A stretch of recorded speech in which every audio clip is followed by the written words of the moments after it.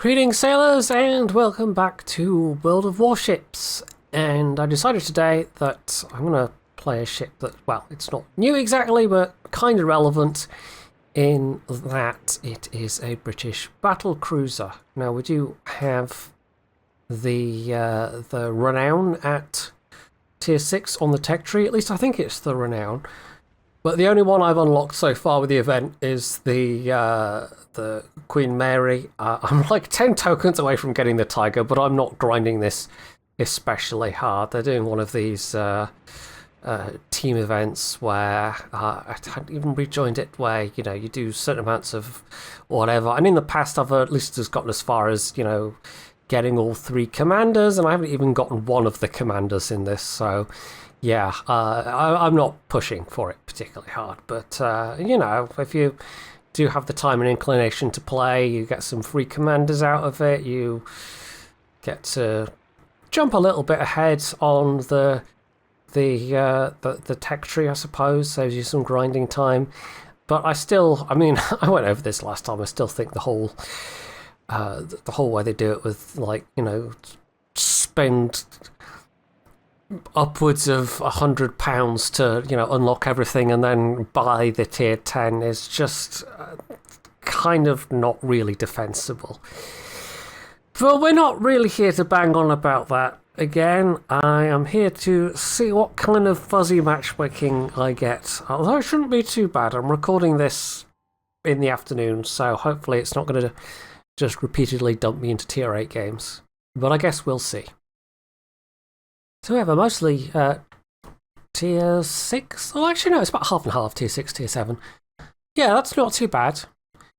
1 tier spread. There's a carrier, which is a bit of a pain, and it's a standard battle on neighbours, which is even more of a pain. This is one of my least favourite combinations in this game, but at least the matchmaking doesn't suck too much. Yeah, guess we'll give it a go. Now, I don't really know how this compares to the tech tree counterpart. I haven't sat down and compared the stats or anything, but yeah, I imagine it's not too wildly different. I mean, same class of ship, so they've got the same turret setup, the same 6 15-inch barrels, and I imagine it's probably just as speedy. I don't even know offhand if it gets the speed boost. I don't think it does. But yeah, Renown at tier 6, I mean, it's no replacement for Warspite, but you've got a pretty good range. The stealth is not bad, as you can see, 12.6. I mean, that's not super special, but at this tier, that's decent. And the speed boost does actually come in useful sometimes. It can make it harder for people to target you, and therefore harder to hit you and do damage. Now we might actually be able to make use of a spotter. It's going to need a fair bit of lead. That's basically maximum range. Yeah, this map does tend to turn into a bit of a merry-go-round when it's a standard game, which is one of the reasons why I dislike it. Oh no, that was just over. I had at least the lead right, but I don't know if he adjusted course slightly or if I just didn't quite put it in the right place. Or maybe I did and it was just pure RNG. You can never really tell with battleships. I have wondered idly if we will get to see any numbers for how the perma camo changes, or just the camo changes generally, have altered the sort of accuracy stats, because everybody now has the baked in, basically everybody now has better concealment. Previously that was you got a boost to that from your camo, but that's now on everybody. And of course that also had a boost to your, the dispersion of incoming shells as well. But that is just gone. So in theory, everybody is that little bit more accurate, and it's probably not going to be enough to notice most of the time. But I do wonder if we will see some numbers on that at some point. It's not as significant as changing how Sigma's calculated or stuff like that, which, oh, that was a nice hit. Like one of tanks has undergone several somewhat significant changes over the years in terms of sort of accuracy distribution. So, yeah, I'm not expecting it to be anything like that dramatic, but one never knows. They might do some tweaking with that overall. I mean, it is unusual for the firms to just take away a thing like that, and yeah, they've obviously calculated it to be not significant enough. Or maybe they have, and just, you know, they're trying to make people a little bit less survivable. I mean, it's a big enough, in theory, for things like destroyers. But, yeah, I don't know if that's, like I said, I don't know how that's going to work out in practice. So, we know the Z39 is probably still in that smoke somewhere, actually. Ooh, that was some nasty dispersion. Got the Hatsu on the flank. Couple of ships up there. It seems like most of each team is running into each other down here. Sometimes you do get that pure carousel effect of one blob comes this way and the other blob sort of comes that way, and just becomes a race for the cap, and it's all sort of a bit ugly and unpleasant, but not very fun to play. Well, I guess we'll see what comes of that group in the north. We might need to race back to the cap at some point. Right, somebody already shouting at a destroyer for some reason. Oh, we're already 2 destroyers down as well. Not entirely sure how that happened, but never mind. You might notice I do have Swifty and Silence on this captain. This is Captain What's-His-Face, who I can never quite... Cunningham, there we go, Andrew Cunningham. You know, he's only like one of the most sort of decorated captains of the Royal Navy in the 20th century. It's not like he's anyone important or anything. But, yeah. He actually goes quite well on Warspite with that as well, actually. You get to... Ooh! Oh, that was unpleasant. You get to pretend that you're in...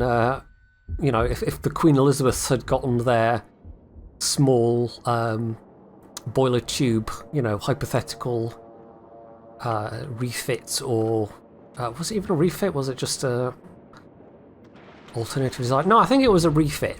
I think it would have been a hypothetical alternative refit that was sort of vaguely proposed, but yeah, you can get Warspite up to about 27 knots, which feels quite sprightly for Warspite.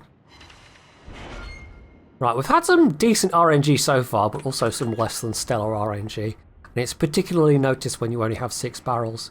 You do actually have quite a good reload as well, but yeah, it's one of the reasons why people don't like Gneisenau, for example. It's definitely one that is a bit polarising. I personally quite like Gneisenau, but yeah, a lot of people prefer Scharnhorst. More barrels, quicker reload. Right, we are getting a bit pummeled. We're down to 1 destroyer. I mean, they've lost 2 of theirs, but still. Yeah. Things could be going better. So we're going to finish off that Queen Elizabeth. They are the lower health target right now. Go on, focus the Queen Elizabeth, guys. No, it's that one. I'm at the point where if I have to think, like if I just do it instinctively, you know, the call-out hotkeys, it's like, oh yes, just hit the button. But sometimes it's like, no, I specifically want to, you know, I have to think about it, and then suddenly my brain goes, no, I don't know which one is, even though I have the muscle memory for it, which totally makes sense.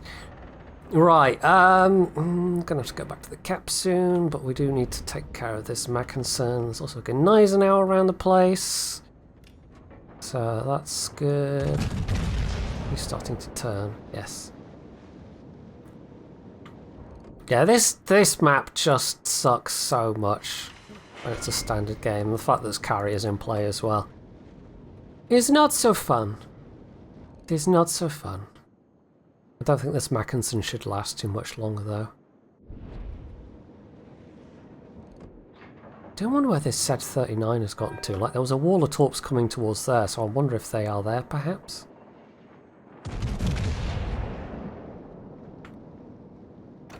Let's pop the speed boost.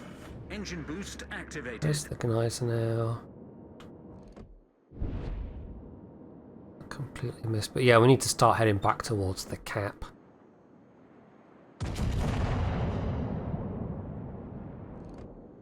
This is where the range is going to come in useful. I can keep firing at this guy even though I'm heading away. I have played, I think, like 2 games so far in the Tier 4, the Queen Mary. Sort of vaguely, yeah, that's the Z-39 tops. A vaguely favourable impression of it, but yeah. Tier 4's a bit odd, and yeah, 2 games is not really enough to form any sort of solid opinion. Come on, turrets. Right, how's the Z-39 put torps in this direction? I can't even remember what Z-39's torp range is. Is it 8, 8.5? Something like that. Here's where having my own torps to put out against them would be quite useful, which of course the Renown will be able to, but I can't. Hello, Furious.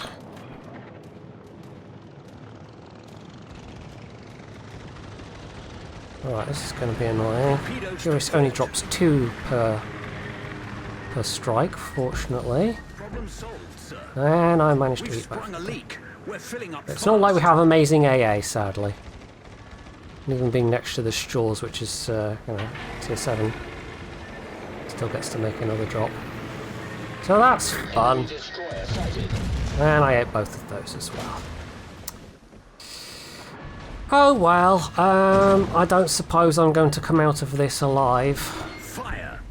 I mean, we pretty much lost this one anyway. Triple fire, yay! Not a lot I can do there. This map, standard mode, it just sucks. It always just sucks. If I could veto this combination, I absolutely would in a heartbeat. I know everyone's got their least favourite, but generally speaking, I'm not a great fan of this map, but this map standard mode is just like the pits. It's the worst. Anyway, enough griping. Let's just jump ahead to the score screens, I guess. Well, that was a little drawn out, and at least it wasn't a complete drubbing. And yeah, I have to give our Straws a compliment for, like, they absolutely went down swinging. But yeah, overall, I mean, it was what it was. I mean, their carrier had over 2k base XP. That's unusual enough. So I guess they were able to farm a good amount of damage. Anyway, let's see if we can get slightly better matchmaking, and by which I mean hopefully no carriers this time. Maybe. So, wish granted, no carrier. It is a tier 6 game though, and there's double subs. And it's still a standard game as well. Wonderful. Yeah, I mean, this is a slightly better map, but I still don't particularly, like, you know me, anytime I get a standard game I tend to gripe about it. This one's going to be absolutely no different, so yeah. The lack of carrier though should make things a little more okay, but this is a lot of sneaky ships. I mean, 3 destroyers and 2 subs. Yeah, it's left the cruisers. Like, we don't have a lot of cruisers. They're rather squashed in the middle. And this is, I mean, this is one of the many issues that people have pointed out with subs being shoehorned in, that it ends up sometimes with matchmaking like this. Or even with the caps that they have put in place. Or I don't know if they're hard caps or soft caps, but yeah, presumably if you're doing it late at night, you might end up with some real wackiness. But it's still, you know, 5 of the team being very, very, very sneaky, potentially, so yeah. Anyway, nobody immediately diving down the middle, which is generally a good thing. But sometimes you need somebody to stick around. Like, it's usually a decent idea to have a cruiser, if one of your cruisers sticks around and patrols that opening there for a bit. But of course, that then means they're not able to actually go out and, you know, do damage or whatever. So it kind of sucks if you're the cruiser that's deciding to do that. Well, in the case of that Pensacola, you know, I can understand them wanting to hang back a little at first. Very squashy bottom tier cruiser. It's not really a fun one to be down tiered in. It's especially challenging, let's put it that way. If you really, really like a challenge, then the Pensacola is the ship for you. And, you know, sometimes it's nice to not have every ship be super easy, but some ships do struggle more than others. Some ships are more challenging more than others. Personally, for me, if I get that itch, I take out the Emerald, which I do still have a bit of a soft spot for. You know, I was thinking the other day, actually, the Enterprise, the Emerald's sister, actually had a different turret setup, and it's possibly unlikely to ever be added, just because it's not like the Emerald's not a super popular ship, and so it's not like I'm sure there's a great clamour out there for another Emerald. But the Enterprise had a twin forward turret, which was sort of the prototype for I can't remember, it was one of the secondary guns or destroyer guns that was later used on, I think it was a secondary gun for a battleship / carrier, and yeah, so it had a twin forward turret, and it would be interesting to have that in there. And also to have the, I won't say the OG HMS Enterprise, because the OG HMS Enterprise was an Age of Sail ship. And the very OG Enterprise was actually a French Age of Sail ship, which was then captured by the Royal Navy and put into service. Hello, that is... oh, goody. That is submarine torps. No, that's Chumphon torps, I guess. Is that Chumphon torps? I don't actually know. They were deep waters. Right, I'm guessing that was Chumphon torps, and I just... what is that? Right. Time to skedaddle. Yeah, those sort of caught me unawares, and I had no way of... torpedoes to port. actually, oh dear. I had no way of sort of countering them, so... oh, this is going to be a rather short encounter, isn't it? Yeah. I have no control over my ship right now. That's another submarine torpedo. I'll at least hit the... no, did I even get any depth charge hits with that? Well, that kind of sucks! Chumphon torps out of nowhere. I didn't even register that... is the Chumphon able to stealth torp? I'm actually going to... I'm curious. I think it might do. I've not played that line enough to actually sort of have them in my head. It's the curse of, like, earlier in the game's life cycle when there were fewer ships, it was a lot easier to keep stuff like that in my head. But yeah, these days there's just so many ships. So yeah, 10.5 on a concealment of, well, I don't even have concealment expert, 9.3. So yes, they were able to stealth torpedo me. I didn't even know that they could do that, but yes, they can. Well, that one was a bit of an abortive game, so yeah, we'll wait for that to come back, and hopefully I haven't missed something spectacularly interesting by jumping out of the game early to look up that particular stat. Well, we can see, yeah, that was not my finest performance, but hey, apparently I wasn't the only one playing fairly badly in that one. Yeah, okay, the previous game was sort of at least reasonably close, but yeah, this was a bit closer to being an ass whooping. Anyway, third time's the charm. Maybe we'll even get a domination game this time.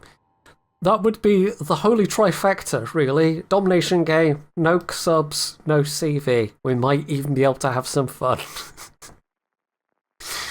Okay, so let's see what we've got. It's a domination, but there are subs and, double subs and a CV. Okay, well, at least we got 1 out of 3.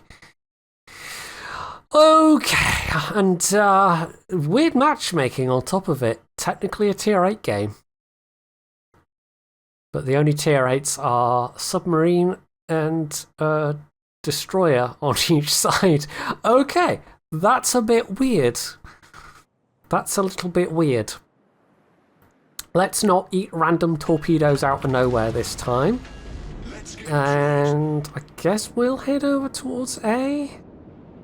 Not really sure.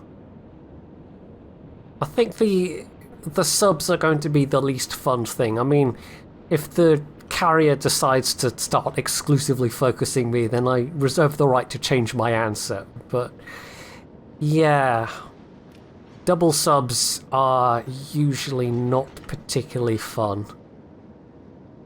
Sometimes if they're very far away from you and you don't interact with them at all, then, you know, it at least becomes somebody else's problem. But if it's your problem, then it's definitely not fun. Anyway, should I use a...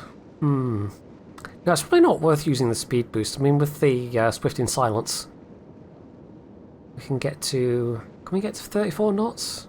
There we go, just over 34. 34.3, 0.4. I think that's our lot. No, 0.6. It lingered on 4 for a bit, and then it shot up through 0.5 and then to 0.6. 0.7, 0.8, oh, okay. Within spitting distance of 35 knots, and we haven't even touched the speed boost yet. I kind of wanted to hit the speed boost just to see how quickly we'd go in a straight line. But I don't think that would be a particularly good use of the speed boost. But yeah, it would be mildly terrifying if you're in one of the slower destroyers. I mean, if you're in, for instance, in Akazuki or something, this is already outstripping... Oh, there we go, 35 knots. This is already outstripping the normal speed of an Akazuki. There's certainly some destroyers around that, you know, you pop the speed boost and... yeah, the battleship closing in on you. Not much you can do about it. Although, with it being battleship accuracy and not specifically having, like, amazing guns or anything... yeah. Oh, wake up, Mayhan. Oh dear, that's not great. I mean, we've got the sub out ahead of us as well, but we really need this Mayhan to join in. Okay, so spotted. We'll turn in a little bit, but I don't want to get as close this time because boy, that did not work out last time. Especially with me forgetting that a Chumphon could stealth torpedo me. And here come the aeroplanes, Algerie. There's a Ramat. I think those planes are just trying to spot for now. Oh good, the Mayhan has woken up. Scorner! Right, I am in talk range of the Scorner. Nagato is firing at someone else, so let's actually pop the speed boost and swing myself around a little bit faster. There's Scorner torps. I think we can wiggle past if we stop turning, because of course that bleeds speed. And if we do take one, that's actually not the worst. Of course, those torpedoes don't hit particularly hard.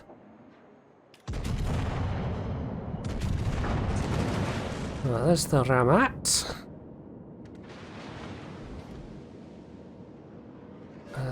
Our Mayhan He doesn't seem interested in going for the cap.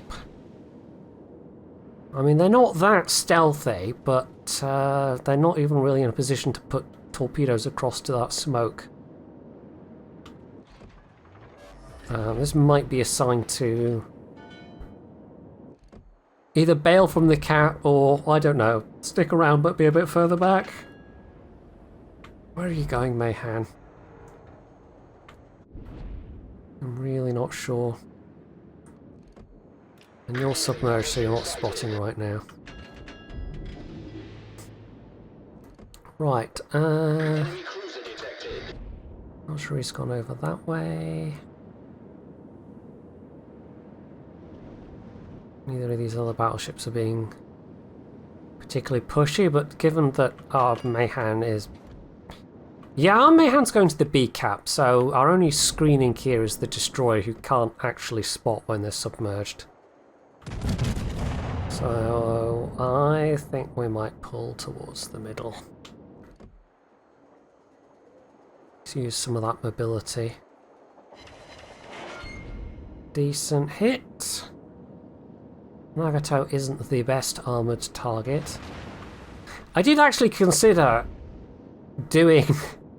not even... like, it doesn't strictly make sense, but it kind of does. I did consider doing the video today on the Congo, which technically was the first British-designed battlecruiser to be in the game. I don't know if you would want to count Myogi, of course. Myogi never actually built, but I don't actually know the provenance of Myogi's design, to be honest. I know it's a sort of proto-Congo, which suggests it's also a British design, but yeah. I think there's a lot of similarities between the... oh, what's it, Tier 5? No, Queen Mary's the Tier 4. Tier 5 Tiger. Yeah, I think there's a reasonable number of similarities between HMS Tiger and the Congo. The very first Congo was built in Britain, and then the subsequent Congos were built in Japan. Because Japan was interested in having a proper navy at that point, and actually for the... like, you might think of sort of Imperial Japan and the British Empire, you know, sort of just purely having enmity on the basis of World War II, but no, the first half of the 20th century they were actually reasonably close in terms of cooperation on certainly naval matters.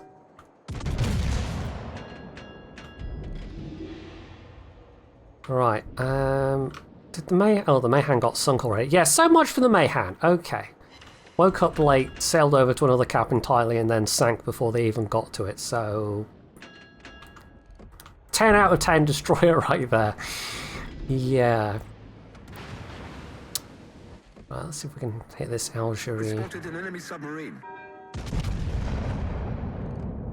Well, they've just taken a nice hit from somebody. Nice down. Right, this is looking more comfortable. I mean, we don't want to get cocky. They do have more points, but at the moment, I would say our cap control is reasonably decent. Oh, the Leon's gone charging in. Okay, I mean... it's a bit early to be doing that. They do still have plenty of ships left. Yeah, there he goes. Yeah, I mean, that's... it's not even like I was being that bold last time. It's just like I got caught flat-footed by a very well-guessed drop from a cruiser, and this time he was basically charging into it in the full knowledge that they were there waiting for them. Yeah, not much of an excuse for that one, really. Right, not sure how our control's looking around there. Yeah, we may lose the C cap. We actually are we're losing ships at a rate of knots. So, okay, even though we've got the two caps right now, this is not actually looking that good at all. Yeah, the Leon charging in and dying was a bit of a waste. The Mayhan was certainly a waste. I'm not sure about the other side of the map, but yeah. It's not going too well, actually. This might be a little frustrating having recording 3 games that are losses in a row, but hey, that's the nature of live recording. Some of you will have noticed, by the way, I did put up a live stream VOD last week. I probably will do live stream of Warships at some point, but I want to finish Stray first, which I probably will get finished in the span of another stream because apparently it's a shorter game than I thought. So yeah, this is getting awfully close. But you know what? I might as well just go for it at this point. Like, we've lost, pretty much. We'll just go out in a blaze of glory. Right, that's going to be Scorner Torps. Ramat's probably got Torps coming my way as well.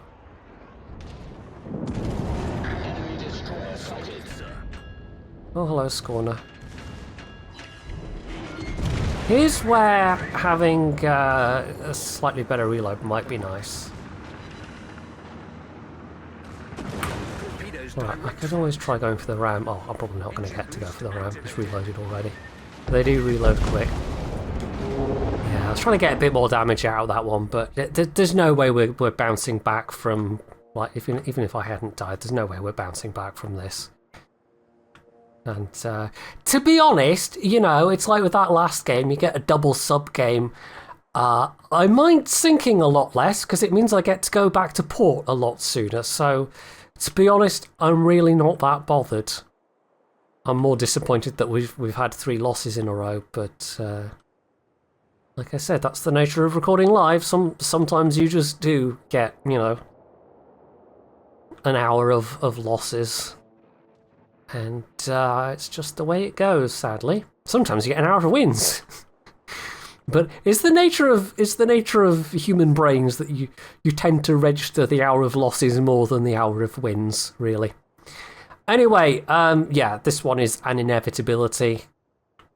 We just lost way too many people too quickly, and we certainly had a couple of players that just, I don't even know what they were thinking, but yeah, sadly that's the nature of the thing. Repulse itself is not bad though. I wish it had a slightly faster reload, but otherwise it's pretty decent overall, and I'm interested to see how the Renown stacks up to it. It's certainly a very good looking ship, and I think Renown is also a very good looking ship. Probably the best looking ship on the entire battlecruiser branch, honestly. I mean, some might look at Tiger, maybe, and think that looks pretty good, but yeah, compare it to some other higher tier monstrosities, and Repulse just has such lovely lines to it. It's probably one of the best looking, the R-Class, probably one of the best looking... was the R-Class the Revenges? I always get confused. I think the R-Class might have been the Revenges, which are a very different design of ships, and not ones you could really call pretty, especially. But Repulse and Renown certainly are. And arguably one of the nicer looking classes of Royal Navy ships ever produced. I have to say, overall, it's very unpatriotic of me, but I really like the Italian look. The sort of 30s onwards Italian designs just for some reason really do it for me. They just, I don't know, they generally speaking just look graceful. I don't know, I don't really quite have the words for it, but I really like how they look, a lot of them, especially some of the cruisers. And there's not a lot of Royal Navy ships where I can kind of have the same reaction, but Repulse is definitely one of them. Anyway, this was a bit of a steamroll. Look at those scores. I mean, we did kill almost half the enemy team, but in terms of the scores, this was kind of a losing proposition for a while. And then, yeah, we had a couple of players that just kind of really didn't do much. So, yeah, I probably could have played it a bit more cautiously myself, maybe gotten a bit more damage, but it would not have changed the outcome. And I certainly would not have survived.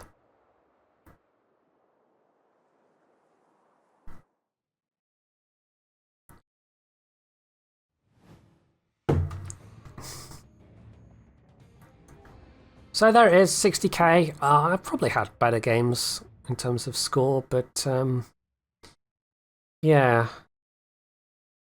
I mean, it's certainly better than the 4,000 damage I did last time round. Oh, Lightning apparently did actually quite well, despite the odds. Give them a compliment. That Mayhem was dead last, and I'm kind of not surprised. Leon did a bit better. I think the Alba also kind of went across over into the middle, and they also got sunk very quickly. So, yeah. Oh well. There you go. Such is the nature of the thing. Sometimes you're going to get 3 stinky games in a row, but hopefully next time I sit down and do a recording, it won't be quite like that. But still, like I say, good looking ship. I like it. So that is it for this live recording. Hopefully you have enjoyed it. And if you have, you can do all the usual things down underneath the video. And of course, as always, stay tuned for more.